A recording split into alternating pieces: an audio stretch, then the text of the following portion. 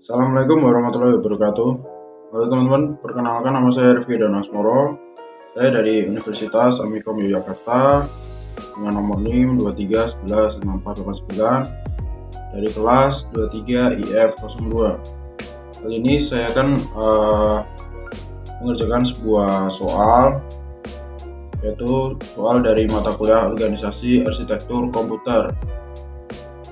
Yang pertama di sini, apa fungsi utama dari CPU dalam sistem komputer? CPU atau yang bahasa aslinya yaitu Central Processing Unit merupakan komponen utama dalam komputer yang bertanggung jawab untuk menjalankan instruksi dari perangkat lunak software. Fungsi utama CPU adalah mengeksekusi operasi aritmatika, logika, kontrol, dan input-output. CPU bekerja dengan mengambil instruksi dari memori, mendekodekannya, dan kemudian mengeksekusi perintah tersebut untuk menyelesaikan tugas-tugas yang dibutuhkan oleh sistem. Kedua, jelaskan dua fase utama dalam siklus pelaksanaan instruksi. Yang pertama, fase fetch atau pengambilan instruksi. Pada fase ini, CPU mengambil instruksi dari memori utama atau RAM, random access memory, yang disimpan dalam program counter. Instruksi ini kemudian disimpan dalam instruction register atau singkatnya IR. Yang kedua ada fase execute atau biasa dipanggil dalam bahasa Indonesia pelaksanakan instruksi. Setelah instruksi diambil dan didekodekan, CPU akan melaksanakan instruksi tersebut. Instruksi bisa beroperasi matematika, pengambilan data, penyimpanan data, atau kontrol alur program. Yang ketiga, soal yang ketiga, apa itu interrupt dan bagaimana mekanisme kerjanya? Interrupt adalah sinyal yang dikirim oleh perangkat keras atau perangkat lunak untuk mengganggu proses yang sedang berjalan di CPU.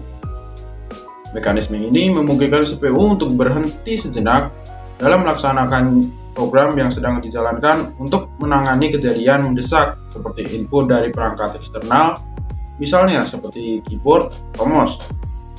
Setelah menangani interrupt, CPU kembali ke proses semula. Mekanisme kerja interrupt melibatkan perangkat eksternal atau internal mengirimkan sinyal interrupt. CPU menghentikan sementara tugas yang sedang berjalan dan menyimpan status saat itu.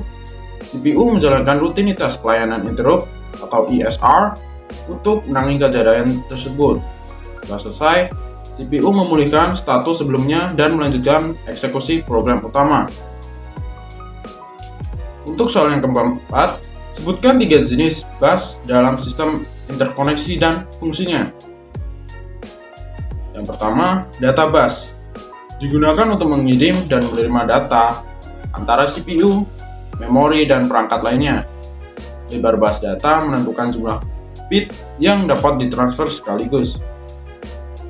Yang kedua, address bus mengirim alamat dari CPU ke memori atau perangkat input output untuk menentukan lokasi memori atau perangkat yang akan diakses. Address bus hanya berjalan satu arah. Nah, yang ketiga, control bus mengirimkan sinyal kontrol dari CPU ke komponen lain dalam sistem untuk mengatur operasi seperti sinyal baca atau tulis dan sinyal interrupt. Control bus membantu dalam sinkronisasi aktivitas di dalam sistem komputer. Nah, itu keempat soal dari Organisasi Arsitektur Komputer. Terima kasih. Assalamualaikum warahmatullahi wabarakatuh.